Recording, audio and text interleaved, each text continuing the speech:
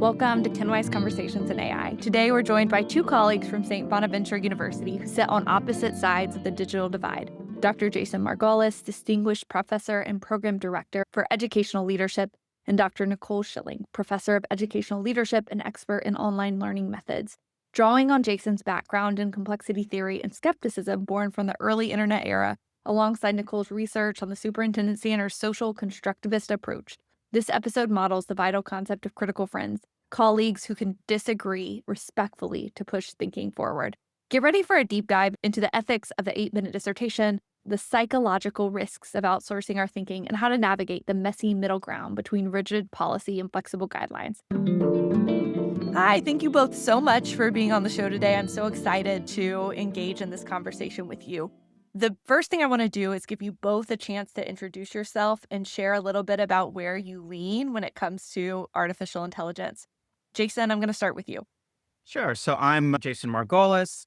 I'm a former New York City public school, high school English teacher. And then I went the academic route and I've become very interested in teacher leadership and school reform and doing things better for teachers so that teachers can do better for students. On AI, it's a little complicated. I come at it from multiple perspectives, which we can share later. But in summary, I'm definitely an AI skeptic while trying to maintain a healthy dose towards my skepticism. So I'm trying to keep my skepticism in check, but I definitely have some concerns for several reasons. Hi, my name is Nicole Schilling. I am a professor of educational leadership at St. Bonaventure University. I am a former Columbus City School teacher, and my research interests are really in educational leadership, specifically superintendents as well as business officials, treasurers. I come at this more from a leadership lens, but at heart, I'm a teacher and will remain a teacher. I think that there is definitely a place for AI. Our students are using it, and I believe that we can provide a safe space for them to learn how to use it, as well as model that for them. I think that can vary what that looks like depending on the context and the students, but I am a supporter of it in a transparent, efficient, and maybe right now, I think I don't know, skeptic might be going too far. I'm not skeptical of it, but, making sure that we use it ethically. Thank you both for sharing that. I want to give you a chance before we dive into some discussion topics to see if you want to share anything about your perspective that you think is important for our audience to understand when it comes to what informs your views on AI. It could be an experience you've had with students, or just something about yourself that you think is important for people to have context about before we begin diving into some of these core topics that we have today. I've been working with doctoral students for over a decade now. I'm learning through them. I had for the first time a few years ago a student say, "Hey, I'd like to use AI in my dissertation. I would like to use it as part of my analysis framework and to use it as a partner, not doing the analysis for me." And we as a committee just, wow, okay, cool. We want to provide a safe space for you to do that. And what does that look like? And we all just learned together. And it was a phenomenal experience. He's out presenting and publishing it on this now. And now more students are doing that, and just how we can do that. And so I think my lens is really, again, how can I support the students when they want to experiment or try AI? Very cool. And it's also neat in that example that after he was able to do that, he was able to then go and speak and publish, and it opened up new doors for him. So that's a really interesting part of that story. Jason, what's your perspective? Yeah. Well, I'll answer both parts of your question. One is, where I'm at now, but also what's informed me, because I think it's important to not only talk about what we believe, but to really think about how do we come to these beliefs that we have. And it's a way to keep ourselves in check, because we realize that a lot of our beliefs come from experiences. And when we examine that, we can understand more critically why we're at where we're at, and maybe it'll help us see other people's perspectives. So just really quick, I was part of, in the early 80s, let's say in 1982, I was 12. There was a rise of this new technology called the modem and the bulletin board system. And I became all too into it. I had an Atari 800 and I would log on, and it was before there was even really an internet to link users together. But I became very part of this underground New York City and then larger area bulletin board system community. It really subsumed my life for a while, but at the same time, I became very unhealthy. I wouldn't sleep very well because I would be up all night on these. Well, I was up all night in the early 80s and I became very unhealthy. I became very overweight. So when I pushed away from this, I became very anti-technology at the same time because I perceived technology as creating sedentariness, passiveness, and keeping you from other important life goals and really quite addictive. So I always think back like, okay, so why am I at where I'm at now? At the same time, I do believe that there's some solid examples and data about how we're in a very worrisome spot right now about where we're at with what we've developed. And I think that the concerns include that we're not, if we outsource critical thinking to machines, especially machines that now themselves can get smarter the more they practice critical thinking, then we become less thoughtful and the machines become more powerful. And so I see this amongst my colleagues. I see this with the students. These tools are very powerful. You can do in 8 minutes what could take 80 days. And there are some real serious consequences to human development. Thank you both for sharing those perspectives. And you both had very different stories that you chose to share that kind of inform how you're approaching that.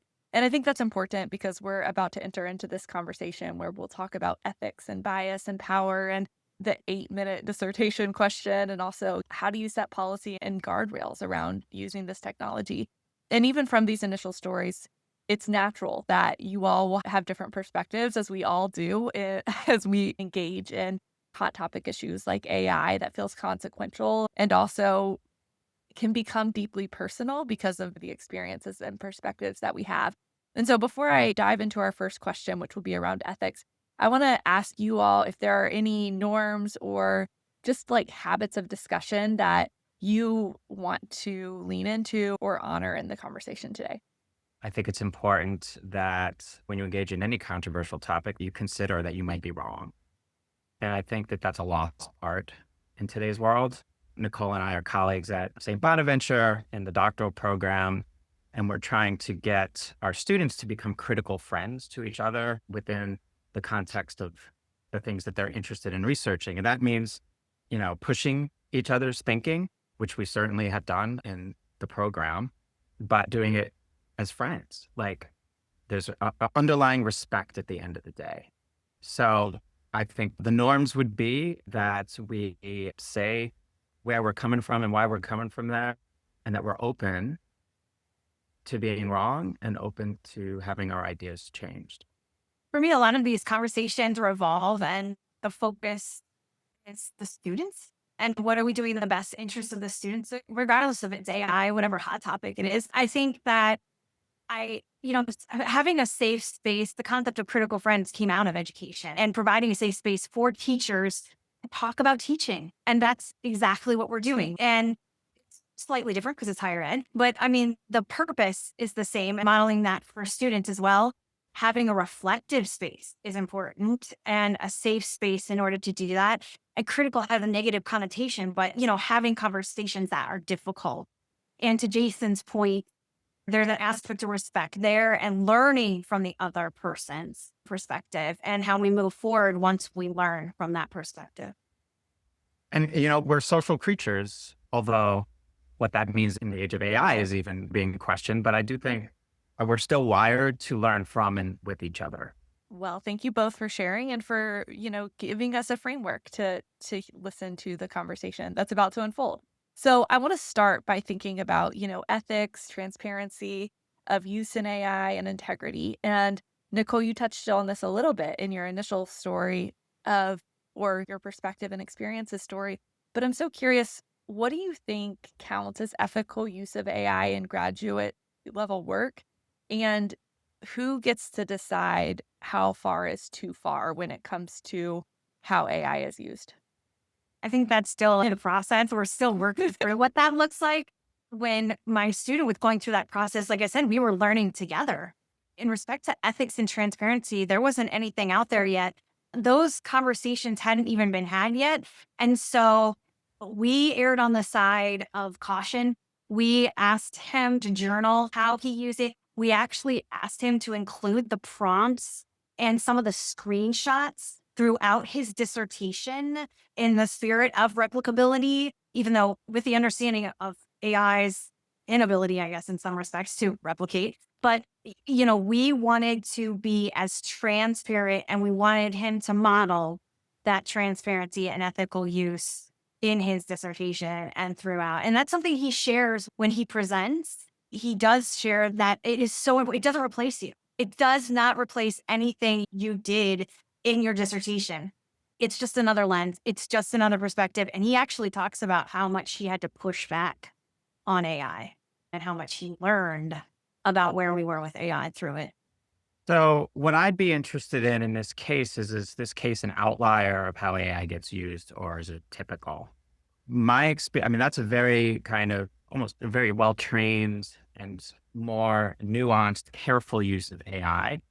And just thinking through proper protocols for ethics and academic integrity, it's a good case because they're essentially citing. I mean, they're citing their source. Like they got some information from AI, just like I can get information from an article or a book, and I have to cite it. So I think that is within the bounds of appropriate academic integrity. My experience is that what we have is a lot of people under a lot of stress in their lives, trying to get graduate degrees, trying to get undergraduate degrees. It's not just for doctoral level work. And there's a lot of tools out there to help them get a lot of work done very quickly and actually create the text to differing degrees.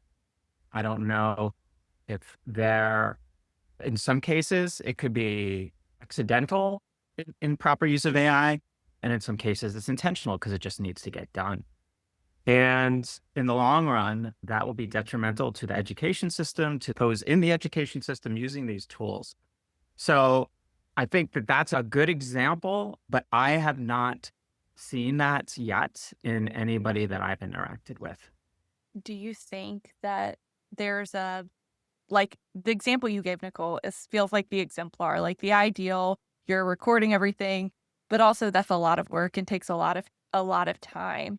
Are there smaller uses of AI that aren't, I don't know, like, are there ways that see students using AI or you could imagine students using AI that's not necessarily documented, but it's still acceptable? Yeah, it's kind of two-pronged. I'll go to the first one. I don't think it's an exemplar. I think we heard we're a member of the Carnegie Project, I think Education Doctorate and Uh-huh. CPED.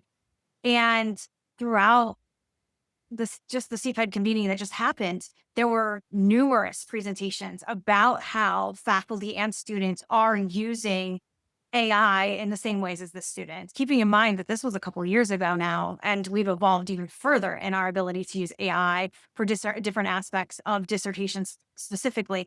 An example is a presentation I attended where, the student and the faculty worked together through a research project to train a model to be like a dissertation committee to help the students practice what a defense looks like.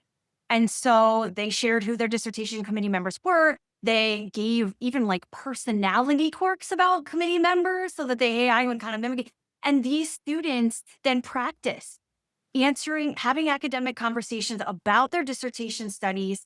And the results were phenomenal. I mean, every person in that, including even like some of the people who attend, were so impressed with how well the students could speak to their work in these defenses. And that translates into them going and presenting in the field and sharing what they learned with the field. I think we're seeing it more and more. And I think that's an example of, where we were a couple of years ago, and it's evolved even more. I think you can, in the course that I'm about to teach next semester, where they're working through the first 3 chapters of their dissertation, it's not writing anything for them, but can it help strengthen their research questions? How can it strengthen their methods? Alignment of methods to research questions? Absolutely. Again, it's just another perspective or lens, like you're having a critical friends conversation. Not, again, writing anything. It's maybe just helping you think a different way. or questioning something that you might not have questioned or thought through? So I think that, Lydia, one of the questions you asked is, where's the line between appropriate and inappropriate? Then you asked also who says where that line is. And I think, again, as with Nicole's first example, if you're using some sort of AI program as a mock dissertation committee to bounce your ideas off of and get feedback, that is, again, a very high level, nuanced way to use AI that I think is on the ethical side because you're using it as a feedback loop for ideas that you have generated and not using it to generate your ideas. I would push back a little bit that this is the norm, that that's how it gets used in common daily work for the majority students who are dipping into the AI world. My concern is not only are they evading the system, half the class is really struggling with the material and putting in hours of reading and synthesizing and writing in their own voice. And the other half is using AI. And if you're not holding them accountable, is that a level playing field within any program, doctoral, master's, or undergraduate? But I'm also really concerned about what that's doing to people's brains. There's been a lot of research recently. There's been at least 2 studies within the past year about the diminishing of brain activity when you outsource your thinking to chat GPT. I think that with some high school students, they had some students do math problems with AI, without AI. The AI users did really well in the practice sessions, but forgot almost everything they'd learned and then bombed a closed book test on the material because they hadn't done their own processing in their brain. Even a more famous study hooked up people to EEG machines. Some students used AI to write an essay and others, these were college age students, did not. Those who didn't use the tools remembered much more about what they wrote about, like 20 minutes later, than those did use the tools. So I think it may help us be efficient, but learning is a process. And I think going through that process is important to the long-term development rather than just producing the thing. Now, we live in a world where we have to produce the things. You do the essay, you get graded on the rubric, you get the degree. So I think we've created this context. It's very tempting to do these things to get the thing. But I think if we lose the process, we may lose everything. And I think, Nicole, in the examples you shared, one, you have a student who's documenting their process very thoroughly. So that's transparent and everyone can see it. You shared another example where students are using an AI tool to give them feedback and sharpen their ability to interact and engage with real people. And so those are examples of honoring process, of strengthening our connection. And then, Jason, you're sharing some real concerns that a lot of folks have about the impact of students offloading their thinking to AI. It's incredibly tempting, and efficiency is something that I think we maybe overvalue in our culture, particularly as you move maybe from an academic space to a workspace. Being efficient, getting a lot done is something that comes with certain rewards. And so there's definitely a push to lean into that efficiency in different areas of life. And so I'm wondering a couple of things. The first is, as educators, what tools, strategies, ideas have you used or seen where people are helping students make choices that lean toward process and clarity of thinking rather than replacement of thinking? To focus on process more. Like, you So, get people I to mean, not focus on process and like use AI to help you think better and not replace thinking. yeah. So, I mean, one tool is to move away from everything being text-based. And so in our program, we're having students do more like individual video reflections and video-based assessments because you really have to stand and deliver more. Now, certainly you can still use AI to help you generate that, but it's a little bit different when you have to be yourself. And I think we're doing more checkpoints along the way in the program and in the courses that I'm teaching to encourage them to draw from their own experiences and to develop their own academic voice. I think a lot of the pressure comes from wanting to sound a certain way, right? I want to sound academic. I want to sound like I believe I believe my professor wants me to sound. And if we focus more on the development of the human, who they are, why they care about what they care about, and why they're in this degree program, whether it's undergraduate, graduate, or doctoral. I think we can make some progress and maybe move towards using an AI as a tool to develop your own thing, not to replace your. Yeah, and to Jason's point, when we initially had those discussions, I shared the idea about videos. It's not just necessarily it's harder to use AI, right, with a video, or like I'm going to somehow prevent that. It's also to help, it's like to provide a space to have conversations around research that's new for them, right? To talk about their problem of practice and how they might use quantum methods to solve a problem of practice in their field. Having those conversations is new.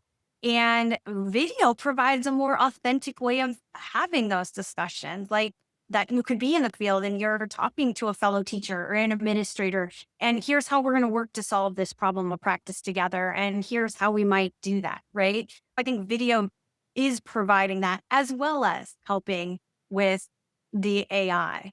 I think you can also, to your point about the development of process versus product, or maybe one and the same, having those conversations around prompts.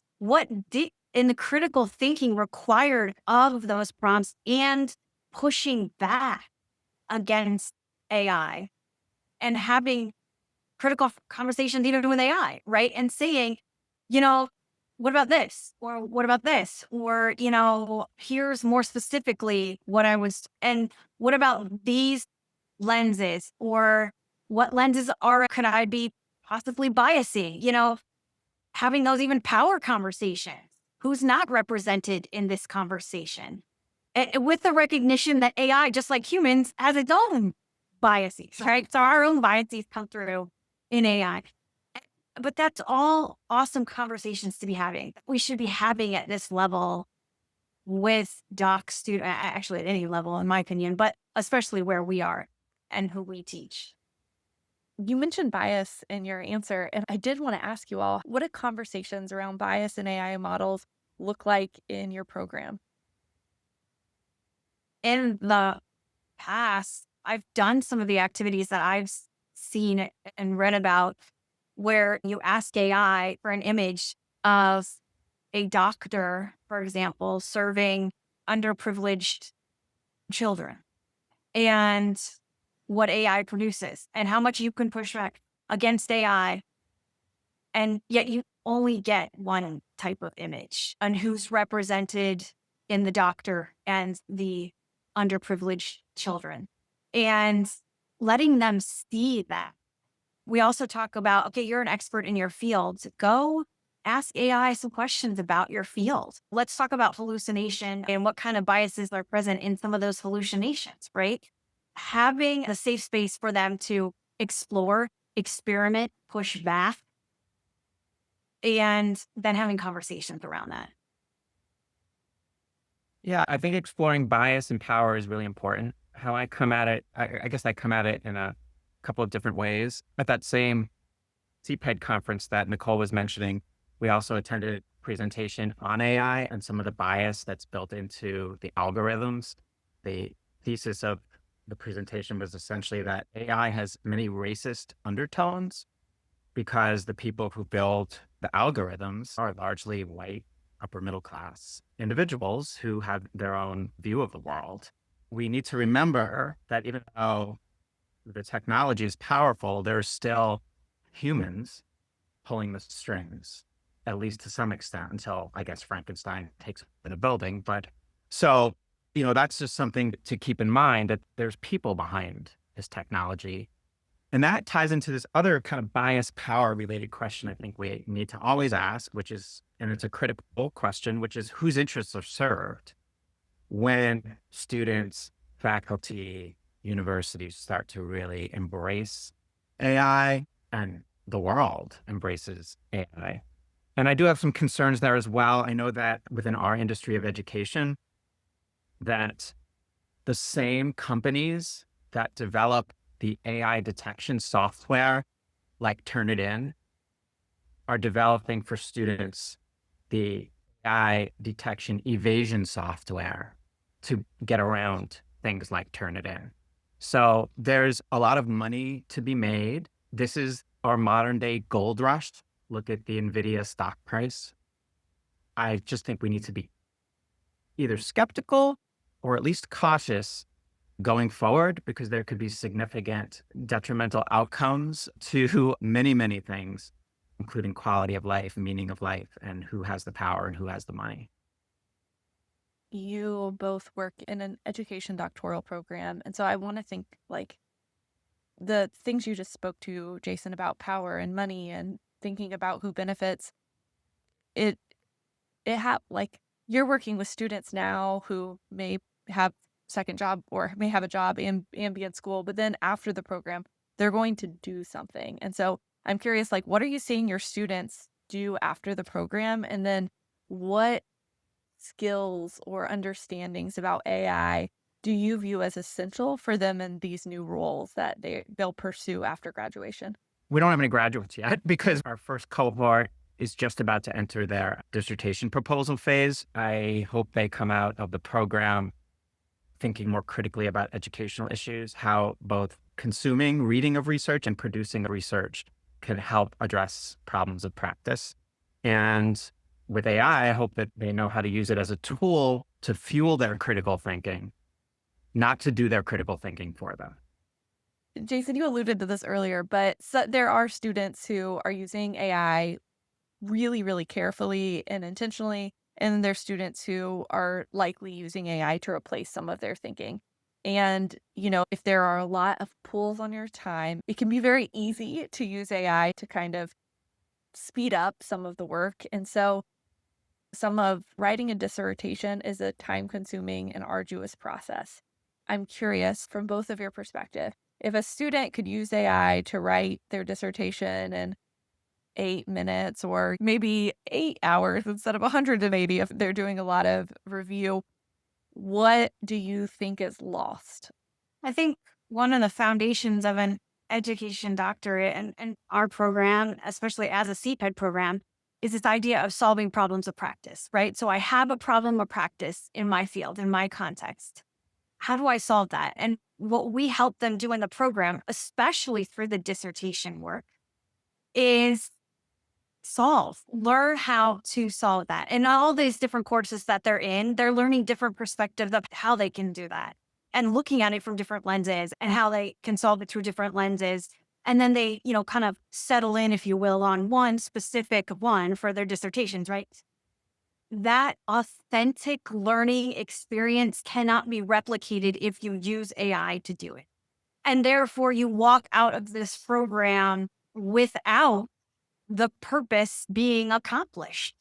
And without that knowledge and skill base to do that, when someone's going to expect that of you because you have those credentials, right? And I think then that becomes and can become transparent once you're out there. But I think a lot of our students are genuinely here to learn more, to solve those problems of practice and how and what that looks like and to make a difference, whatever that looks like for them, and to think critically about that and grow.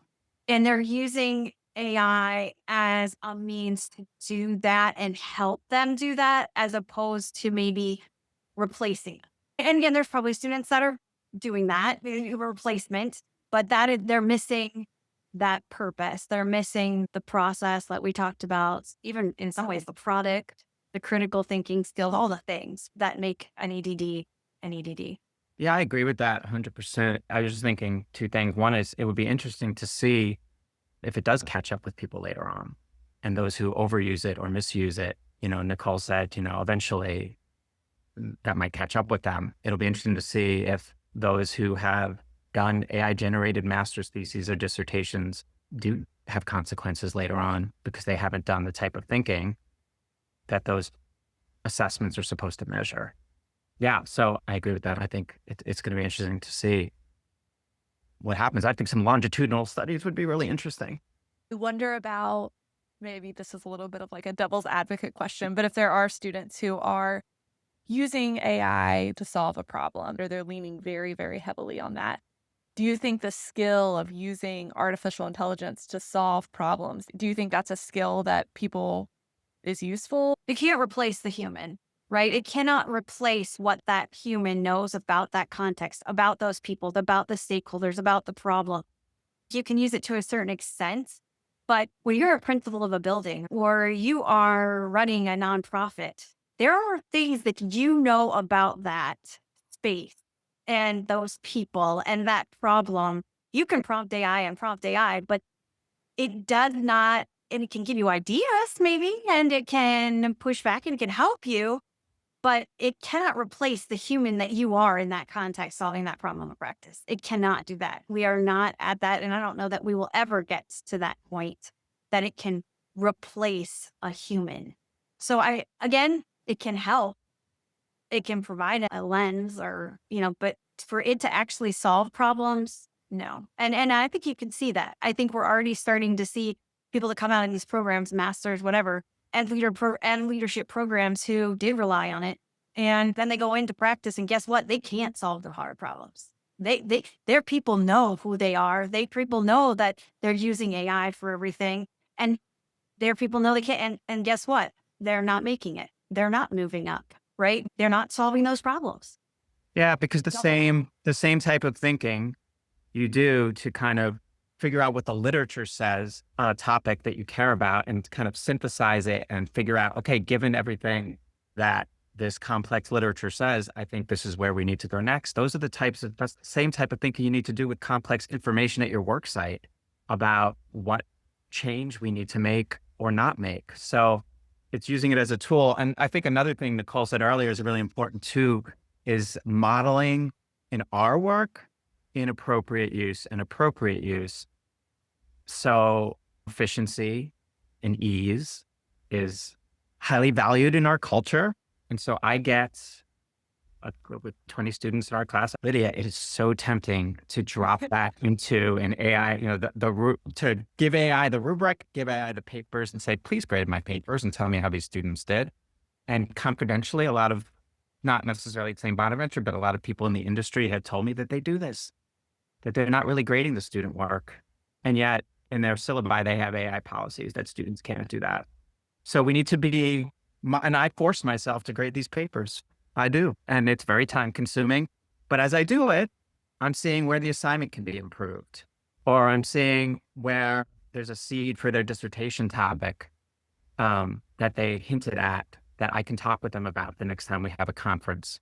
I guess the thread between what I'm saying and what Nicole just said is we can't erase that human element. We need to use AI to maybe figure out ways to use AI to enhance that human element. And I think because things are moving so fast, we're just at the dawn of this. Everybody who's experimenting with it will have some missteps where they use it in ways that maybe they decide later it is not how they want to use. I mean, I know I have used the technology and been like, I actually don't think that's what I want to use AI for. And I think that's part of the process when we enter into something new. Back to your original story, Nicole, you had a student who wanted to use AI, and it was a process of learning and figuring out what does this look like to use a very new technology and to do something that you'd been doing for a long time. And that takes time and intentionality to figure out. I wonder, and I want to ask a little bit about policy and guidelines and kind of finding this middle place before we wrap up. When you think about setting policy or setting guidelines for your students about AI, how do you approach that? And what do you think is important to remember when you're creating a policy or a guideline about technology? I work, Well, go ahead, Nicole. I think in terms of like the dissertation where it's different, it's contextual, right? The policies are, I think when it comes to AI, we have to be very careful around the intellectual property of what a dissertation is, right? And the ownership that comes with that so that, if they want to go publish that or present that, it's truly theirs, right? And they can go to a journal and they can say, yes, this is my original work and it has not been in or part of or created by AI. I think that guidelines, I would actually like to see the American Educational Research Association kind of land on this and provide some guidelines, not necessarily policy, right? But maybe guidelines in how we as educational researchers approach AI. And I think we're seeing it out a little bit from journals. They're taking different stances at least for me, I'm getting some of the guidelines from the journals as I'm learning and publishing. And then I'm taking that and sharing that with students. Right now, I think we're kind of, like Jason said, it's the dawn of. And so we're kind of like learning, and there's a lot of different perspectives and a lot of different language that actually that CPED convening, that was a lot of the conversation. What are you doing? What are you doing? How are you approaching this? And, just learning from each other too about that, what like that can look like and where our students go from there. I think, again, difference between policy and guidelines, though. I'm not sure that we're in a policy place yet because, I'm not sure the technology is even there for us to say for that we're 100% sure that a student used AI, right? To have a policy that enacts consequences for that. Whereas, guidelines can provide literally guidance for ethical and transparent. What are you seeing in journals about AI? I think at first it was like this hard stance, at least in the journals that I submit to, it was a hard stance. And then we saw this slow shift of, well, you could use it in these ways, but you have to be transparent about that and name it. And now we're seeing, okay, yes, you can use it in a few more ways, but you have to be very transparent about how you use it. And so we're seeing kind of a slow shift, but I think partially that's due to the fact that a lot of our analysis software programs have AI components embedded in them now. So for example, Max QDA, it's a part of the use of that software tool, and they're all kind of moving in that direction. So, how that looks, the lines are being blurred a little bit.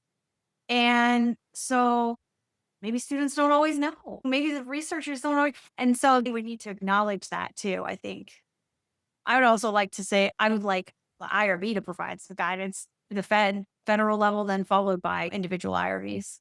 Yeah, I agree with everything Nicole just said. And I think there's a real reluctance to create policy at this point for a lot of different reasons. One is because as soon as you create the policy, the technology is advanced to make your policy irrelevant. People are scared to be on the wrong side of this. I just had a conversation with my nephew over the holiday break. My family was in for Thanksgiving and AI came up. He's in college at the University of Miami. And I started to share some of my skepticism, and he called me an old head. I'm out of step and I'm out of tune. And I'm going to be left behind if I continue to remain an AI skeptic. And then we talked things out, and there was a few common areas. But I think that there's a fear that if you come down too hard, or if you're too skeptical on AI and your policy, that you're going to lose students or you're going to lose customers. And again, it connects back to there's a lot of money to be made out there around AI. So people don't want to be on the wrong side of that in the policies that they create. So this is not new. Ethical advancement versus financial advancement is probably one of the main tensions of human history. Yeah, it's such a good point about that tension that we're facing and how this technology is showing up in different technologies. Like you were saying, Nicole, how your analytics software suddenly has AI in it, and that becomes a useful tool, but also raises maybe some ethical questions. How do you navigate this? And where do we fall as individuals when we're being pulled in between the ethics and the financial gain that happens, and we're kind of stuck in the middle? I want to give you each a chance to just share one takeaway at the end of the show. I kind of like to do a hope and a fear when it comes to AI, but you could do something different based on our conversation or just what you're thinking about. One just final takeaway, last word. I'm going to make mine just real human. I hope we can continue to have conversations like this about things we may not be on the same page about initially. I've been enlightened and my views have changed somewhat by my conversations with my colleague, Nicole. And I think that type of dialogue and reflection on why we believe what we believe and is there room for growth, evolution of mind is important. So whether it's AI in higher ed or any number of the controversial issues before our country these days, I think conversations like this are important and we need more of them. Thanks, I Jason. agree. I think the conversation, thank you for providing this space, right? For these conversations to occur. I'm hopeful. I'm excited. I'm excited to learn with my students and explore. It's different and it's new, but I think it's also exciting. And our students come to us with a variety of experiences, and their lenses are just different than ours. And I think there's a lot for us to learn on how we can use this to help them solve problems with practices, like which is our purpose, right? Is developing that in them. And it looks like, what that ends up looking like, not quite sure yet, but I'm hopeful, very hopeful. Yes, and if you can do the thinking alongside of the technology, then you can maybe solve problems of practice that you couldn't solve before. And so that's really exciting. But it's, as we resoundingly said earlier in the conversation, the thinking is so critical to be able to move forward. And your human judgment and expertise is something that needs to be honored and held. Well, thank you all both for being on the show, and just appreciate the opportunity to dialogue with you. This brings us to an end of a truly insightful dialogue with Dr. Jason Margolis and Dr. Nicole Schilling. Today, together, they unpacked the tension between efficiency and deep learning, contrasting the dangers of AI replacing human thought with the potential of using it as a sparring partner to sharpen our ideas. Ultimately, their conversation champions the importance of staying human in a digital age, emphasizing that AI can never replace the context, relationships, and paying attention that educators bring to their communities. To explore resources, connect with our community, and engage with services that support thoughtful conversations like this one, visit kinwise.org. If you like the show, the best way to support is to subscribe, share with a friend, or leave a quick review. Thank you again for listening to Kinwise Conversations. Until next time, stay curious, stay grounded, and stay Kinwise.